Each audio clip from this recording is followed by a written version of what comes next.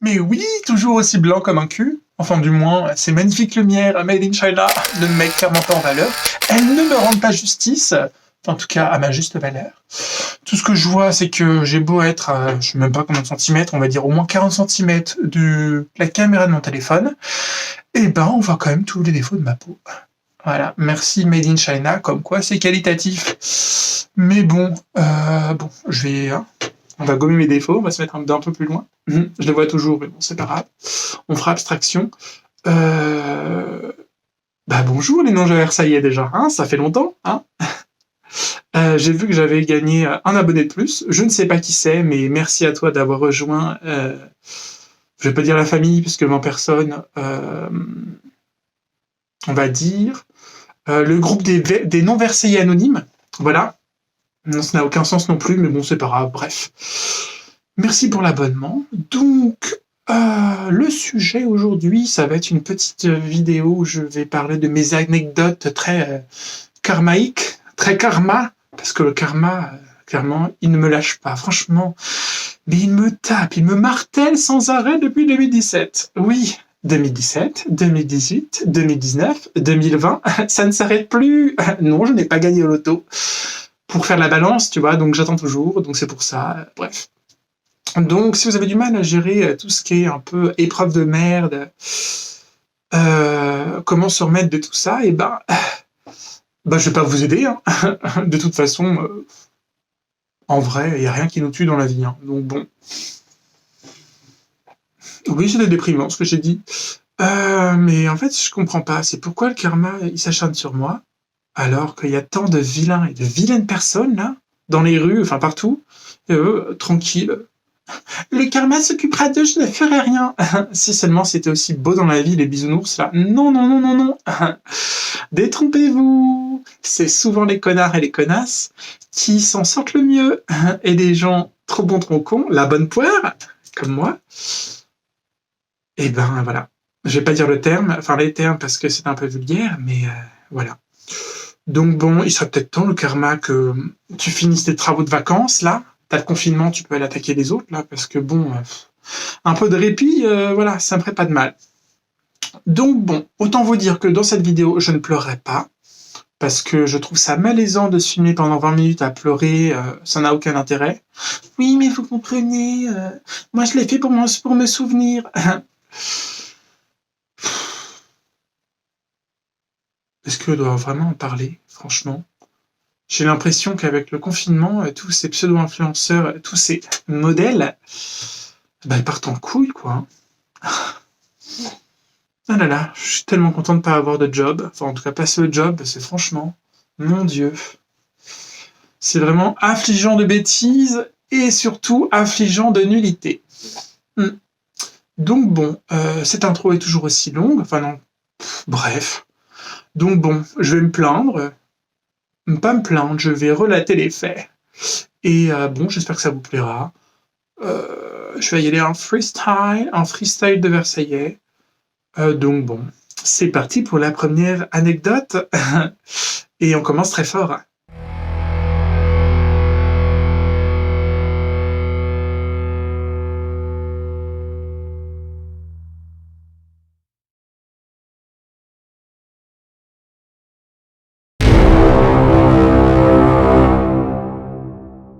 Alors, pour bien comprendre ma relation avec le karma, eh bien, c'est très simple.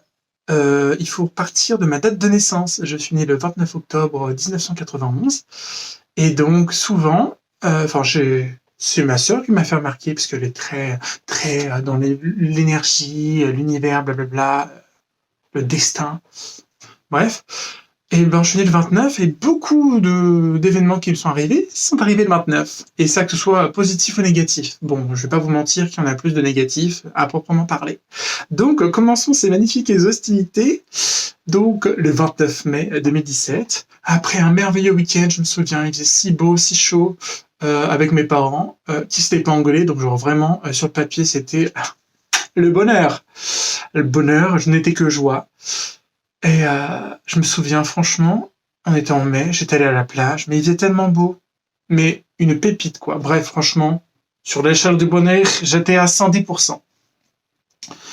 Et donc, on commence à se rentrer en voiture, Bretagne, Versailles. Et puis, comme beaucoup de gens, un petit accident.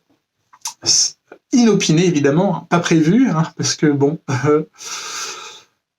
écoutez, je ne sais pas encore si je suis sur le testament de mon père, mais de toute façon, je ne conduis pas, donc c'est pas moi le problème. Et puis, je n'ai pas une somme suffisamment importante pour penser à ces choses-là. Parce que je vous vois venir, là, hein, bande de mauvais. Hein, faites gaffe, le karma va vite s'occuper de vous. Je vais vous le renvoyer, ça va être vite vu. Donc voilà, donc autant vous dire que en termes d'accident, c'était mon premier. J'ai été largement dépucelé à ce niveau-là. Parce que tout simplement, mon père, quand il fait les choses, il le fait pas à moitié. Hein. Ah non. J'ai pas de voiture, je crois. Enfin, de petite voiture, j'ai oublié d'en prendre une. Donc, qu'est-ce qu'on peut prendre pour faire office de voiture? Une montre? Aucun intérêt. Je vais prendre ça. Bon. Imaginons que c'est une grosse BMW, hein. Oui, je tape sur le cul. Donc, moi, c'est simple en fait. J'étais fatigué, je dormais, et je me suis réveillé pendant les tonneaux. Franchement, quelle merveilleuse berceuse. Enfin, berceuse. Réveil. Réveil, voyons, autant vous dire que je me suis réveillé. Apparemment, j'ai dit « Papa, qu'est-ce que t'as fait ?» Je sais pas sur quel ton je l'ai employé, mais c'était un pur bonheur. Franchement, Space Mountain dans la voiture.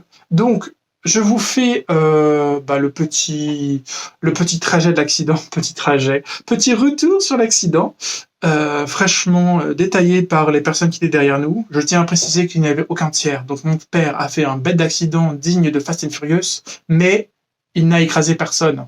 Et ça, très fort. Donc bon, nous roulons tranquillement, quand tout d'un coup, apparemment la voiture a tapé un truc, genre un fossé ou je ne sais quoi, taper un truc. La voiture est montée. On a fait 1,5 tonneaux en l'air. Bon, là, j'en ai fait 2, mais bon, c'est pas grave. On est retombé sur le toit de la voiture. On a glissé sur 100 mètres. Sur 100 mètres. 100 mètres. Genre, limite, t'as le temps d'aller prendre un café, d'aller te limer les ongles. 100 mètres. Donc, pour moi, on était dans une machine à laver, donc je ne savais pas si la voiture était à l'endroit ou à l'envers. Ensuite, on glisse, on continue. Hein. Comme Brice Denis sur sa planche de surf. Sauf qu'au bout d'un moment, tu retombes. Donc, il est retapé sur un truc. Elle a refait un demi-tonneau. On est retombé sur la calanque, je crois, enfin sur le devant de la bagnole. Et puis, elle est retombée. Donc, vous voyez, c'est vraiment genre le bête d'accident type Fast and Furious. Franchement, moi, je savais pas que dans la vraie vie, ça pouvait exister, ce genre de truc. En fait, mon père pourrait devenir cascadeur, finalement. Hein. Maintenant qu'il est à la retraite, hein, je pense que sa nouvelle vocation est vite trouvée. Donc, je vous passe les détails. Je suis sorti de la voiture. J'ai eu de la chance parce que la portière s'est ouverte tranquillement. Et je commence à me lever. Mais une douleur, mon Dieu. 85 ans avant l'âge. La douleur était tellement intense au niveau de mes lombaires. Oui, lombaires. Et que du coup, je me suis assis. Parce que clairement, je pouvais pas rester debout. Et donc, en plus, il faisait tellement chaud. Le béton, il était chaud. En plus, je me cramais. Enfin, vraiment de la totale. Donc évidemment, je me réveillais j'étais en train de dormir, je me réveillais des tonneaux. Donc autant vous dire que mon cerveau m'a un peu protégé, donc les images, je ne les ai pas, et tant mieux. J'ai juste la magnifique, le film d'ambiance, tu vois, genre aux bougies d'ambiance que tu veux. J'ai juste l'odeur de cramé, de terre, ou un peu genre, l'ambiance un peu sombre, un peu Halloween, quoi, tu vois. Ensuite, mon père a dû taper dans sa portière pour pouvoir sortir, et puis ma mère coincée. Donc voilà. Donc en vrai, on a eu tellement de chance puisque vraiment aucune blessure très très très très grave. On s'en est tous remis, donc tout va bien. Donc après, je vous passe vraiment les détails je fais la gueule à mes parents pendant plus de 6 mois, machin, j'essaie de leur faire comprendre que c'est pas normal leur réaction, que blablabla, blablabla, aller voir les psys. Donc bon, j'ai fait ma guérison de mon côté, parce qu'effectivement, dans la vraie vie, et puis même dans la vie, il faut éviter de rejeter, enfin pas de rejeter, mais faire en sorte que sa guérison ne soit pas... Je ne sais pas comment je vais le dire en français, hein. Je perds mon latin. Et donc, je disais que ton bonheur, il doit pas reposer sur quelqu'un d'autre. Donc ta guérison, après un événement pareil, eh ben c'est pareil. Donc effectivement, sur le moment, moi je le voyais pas. Bon, après c'est passé. Donc bon, j'ai pardonné à mes parents, mais je n'ai pas oublié. C'est toujours utile, hein, parce que s'ils te balancent des petites méchancetés, tu rebalances ça, et ils te foutent la paix. Donc voilà, donc ça c'était juste l'année 2017. Ça suffit, hein. Moitié de 2017, déjà ruiné, vie de merde. Voilà, donc bon, ça c'était l'apéritif. L'apéritif. Entrée apéritif. Bref, donc maintenant on va passer à l'année 2018, un autre événement vraiment merveilleux. Donc là, nous sommes en mars 2018 et nous étions mais j'ai dit donc, j'en perds mon élocution, hein, il est temps que je remette aux vidéos parce que ce n'est plus possible, hein. Donc, je répète, nous étions dans nos humbles quartiers versaillais avec mon papa.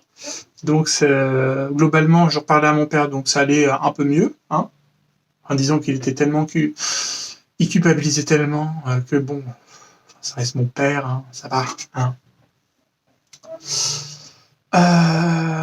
C'était gênant ce mouvement de cheveux là, genre comme si j'étais une bonne Sunday Jules et Chloé B sortait de ce corps. Et donc nous étions dans nos quartiers. Mon père reçoit un appel sur son téléphone, puis il voit Longwy, un appel de Longwy. Donc la seule personne qu'on connaît qui habite dans l'est de la France, en Lorraine, là, à Longwy, c'est mon oncle, qui avait des petits problèmes d'alcoolémie. Donc globalement, on avait un peu coupé les ponts, mais on pensait renouer les liens, etc. Et donc on se disait, c'est bizarre cet appel, d'habitude on n'a jamais d'appel qui viennent de Longwy comme ça, donc on se dit, ça doit être, je sais pas, peut-être encore bourré la gueule, il doit être à l'hôpital, genre QV, je ne sais quoi. Et donc finalement c'est les flics qui appellent et qui annoncent que mon oncle est mort. Donc mon oncle c'est le frère de mon père et c'est son frère jumeau. Donc mon père qui commençait à peine, on va dire, à sortir la tête de l'eau de l'accident, il se tape ça, donc forcément, même moi d'ailleurs, hein, parce que finalement j'ai culpabilisé, parce que moi je ne parlais plus, et que je voulais renouer les liens, renouer contact. Donc c'est la vie, c'est comme ça, donc c'est pour ça qu'il faut éviter dans la vie d'être, pas en mauvais termes, mais de ghoster les gens, comme on dit moi aujourd'hui. Bref. Et donc, je vous passe toujours les détails, je vais le faire en vitesse parce que en fait, on sait, comme il habite tout seul, heureusement, il y a quelqu'un qui a appelé, on ne sait pas qui c'était parce que c'était anonyme, mais ils ont appelé et le corps, il était déjà mort depuis 3-4 jours. Il était mort chez lui. On était en mars 2018, il faisait grave froid, donc il y avait déjà du chauffage. Enfin, masse de chauffage, donc c'était bien. Bref, le corps était déjà rentré bien en décomposition. Et donc, mon père n'a pas pu dire au revoir de visu à son frère parce que les pompes funèbres lui ont dit de pas d'éviter quoi, concrètement. Donc après, il y a toute la paperasse. Apparemment, ça a été, mon père m'a expliqué, ça a été mal géré, je sais pas quoi. Oui, vous avez une tombe apparemment nuptiale, mais rien à voir. Une tombe mortuaire. Enfin bref. Une tombe à votre nom familial, etc. Mais on ne la retrouve pas dans les dossiers de la mairie, etc. Donc forcément, mon père, il a pété un câble, etc. Enfin bref, c'était un bordel sans nom.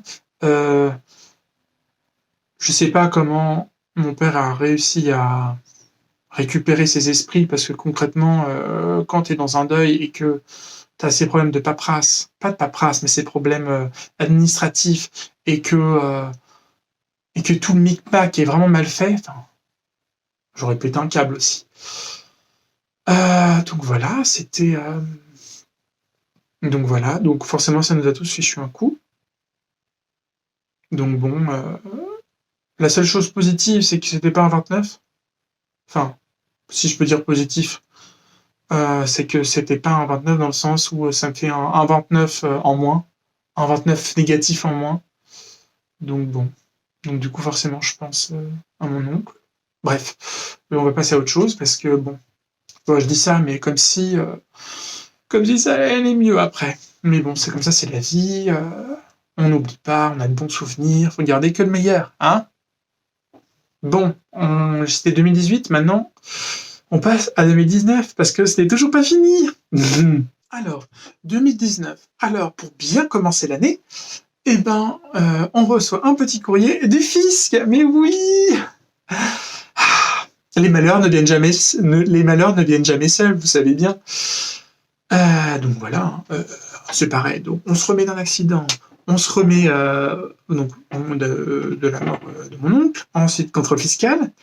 Ça fait un peu beaucoup là, non? Bah non, ça ne s'arrête jamais. Donc voilà, le petit contrôle fiscal. Bon, ça gère plutôt mes parents, mais bon, quand même, ça reste quand même mon héritage que le fisc commence à pomper, hein. Donc attention, hein. Oui, oui, oui, j'aime l'argent. Donc voilà. Donc ça, c'était pour bien entamer l'année, là. Poum, poum, poum. Sur les chapeaux de roue en 2019, on kiffe. Et donc, en 2019, je suis parti à Bruxelles en mars, je crois. Ouais, en mars. Et pour 6 mois en stage à Bruxelles. Donc, c'est là que le deuxième 29 arrive. Le 29 mai 2019, je reçois au boulot donc un appel de ma mère qui me donne une mauvaise nouvelle. Évidemment, le 29, le jour de mon anniversaire, enfin, le 29, oui, pas le octobre, mais le 29, la date, c'est genre le jour de ma naissance. Enfin bref, le 29, quoi, mon chiffre karma, somme toute. Et donc, elle m'appelle et puis elle me dit qu'on lui a détecté une tumeur au sein.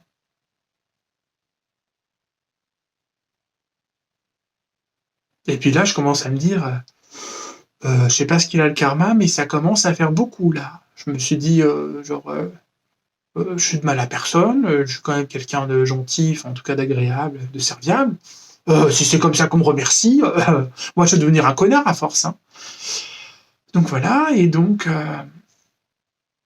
et ben, elle m'annonce aussi que le jour même, qu'elle va se faire opérer, enfin, qu'on va lui enlever la tumeur, parce que c'est un petit truc, enfin, une petite, bref. En tous les cas, voilà.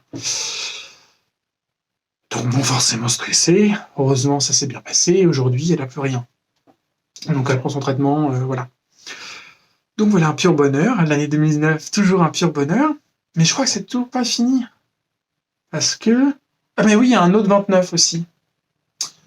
Alors, je sais plus, je crois que ça devait être l'été. Ça devait être l'été, je ne sais plus quand, mais en gros, on revenait d'un restaurant dans 78 avec ma sœur, et puis on rentrait en taxi chez elle à Paris. Et donc on est dans Paris, et puis là, avec ma sœur, on discute et tout, elle était enceinte. Et puis là, on se fait culbuter, on se fait taper par derrière par une voiture, un 29. Donc moi, ça me fait rire maintenant, mais c'est une petite piqûre de rappel. Coco, 29, petit accident de voiture. Donc forcément, ma sœur a eu peur, forcément, parce que c'est son enfant. Moi aussi, j'ai eu peur, concrètement. Mais bon, heureusement, c'était plus le fait, c'était inopiné, que c'était vraiment bref, que, enfin, ça nous a fait peur sur le coup, mais heureusement, il n'y a rien eu. Mais bon, c'était juste ce côté un peu mélodramatique de la situation que le 29, en fait, je crois que maintenant, tous les 29, je vais être en sueur, quoi. Genre, le 29, c'est mon 13, c'est mon vendredi 13. J'en peux plus, quoi, du 29. Franchement, heureusement qu'il n'y a pas de 29 en février, quoi. Enfin, une fois tous les 4 ans, c'est ça? Enfin, ça en allait déjà un 29 une fois toutes les 4 années, donc c'est cool. Ah là là, franchement. Et puis bon, 2020, est-ce que j'ai vraiment besoin de dire ce qui se passe en 2020? Donc là, je suis content parce que ça touche tout le monde, on a tous un karma de merde. Et donc là, je suis content parce que le karma, il fait bien son travail. Oui, je suis égoïste et je suis un connard, ça, je m'en suis jamais caché.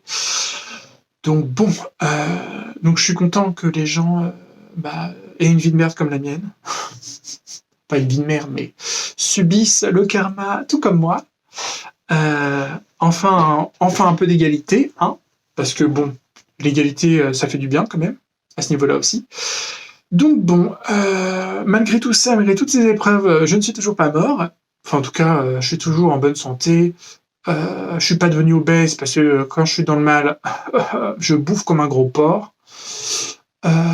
Donc bon, finalement, comme on dit, ce qui ne te tue pas te rend plus fort. Non. Ce qui ne te tue pas te rend plus fort à partir du moment où tu as réglé tes problèmes et que tu as fait face à la situation. Parce que si tu ne fais pas face à la situation et que tu te mets des airs, là, je ne vois rien, ma vie est belle, comme les influenceurs par exemple, et ben tu finis comme eux, quoi. C'est-à-dire, pas en but de leur personne, mais genre, ils n'ont pas la notion de la réalité, tu n'es pas... Enfin, voilà, quoi. Est-ce que j'ai vraiment besoin de continuer le truc? Non. Enfin bref, tout ça pour dire que malgré que tu aies une vie de merde, que des événements de merde t'arrivent, touchent ta famille, etc., ça ne te permet pas d'avoir un comportement de merde ou abracadabrantesque, surtout en temps de Covid, hein, c'est trop facile, les gars. Donc moi je vous juge, évidemment, juge Versailles est là. Donc autant vous dire que c'est pas parce que tu as une vie plus difficile que les autres, etc., que tu dois te permettre d'être odieux, vilain, méchant, Mac, enfin bref, profiter des gens, quoi, concrètement, hein. On va se calmer, les gens. Donc bon, je regarde ma fiche, bon, je crois que j'ai fini, là, je sens que la vidéo va être tellement longue, je sais même pas si je vais m'écouter, parce que clairement, j'ai la flemme. Mais bon, c'est pas grave. Donc tout ça pour dire que avec un peu de chance, j'ai peut-être trouvé un job, donc peut-être serait-ce la fin de ce cercle pas vertueux, ce cercle du karma que je connais depuis 2017. Il serait temps. Donc bon, grave hâte de savoir si le mec va vraiment m'envoyer une proposition de contrat et de vivre enfin ma vie et surtout de quitter mes parents parce que ça devient un besoin primaire. Tu vois, genre limite, si je pouvais avoir une case sur l'attestation de sortie là pour le Covid, tout de suite je le coche, quoi.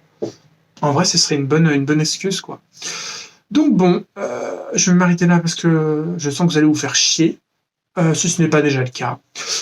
Donc bon, éventuellement, pour ceux qui regarderont ça, je sais pas combien, si on aura 50 vues ou plus, je ne sais pas. Enfin bref, si vous avez aussi des anecdotes de merde, de karma ou des trucs que vous voulez partager, peut-être, mais pas forcément dans les détails, on pourra en discuter éventuellement dans les commentaires ou sur Insta, blablabla.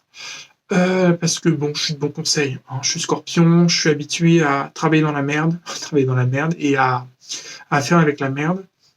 Donc bon, je suis de très bons conseils. Voilà. Et puis ce teint blafard, va falloir faire quelque chose, hein. Bon, on va éviter les UV comme Danae parce que j'ai pas envie de faire la blackface comme elle. Donc bon. Bref, bisous. Et puis le prochain sujet, c'est quoi déjà? Ah oui, c'était genre un micmac entre ces phrases qui n'ont aucun sens et des bons conseils de vie perso pro qu'on m'a donné qui peuvent être vachement intéressants. Donc bon, salut. Et puis bon, 35 minutes ou 40 minutes de vidéo parce que je ne sais pas combien de temps ça va durer. Et je continue toujours ma conclusion, mais pourquoi, je ne sais pas. Et j'ai l'air d'un débile comme ça, en train de faire ça. Voilà. Bref. Bisous mes fans. Je suis un connard.